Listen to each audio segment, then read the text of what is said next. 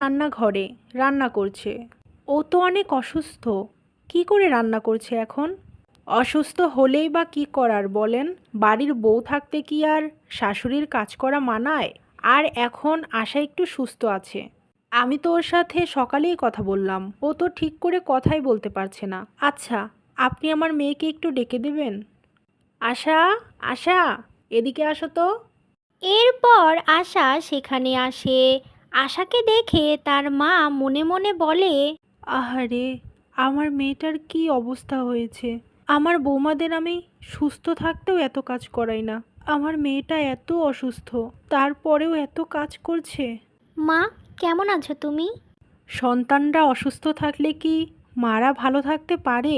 তুই এখানে আয় মা, আমার পাশে বস একটু। না না আপা, ও এখন বসবে কেন?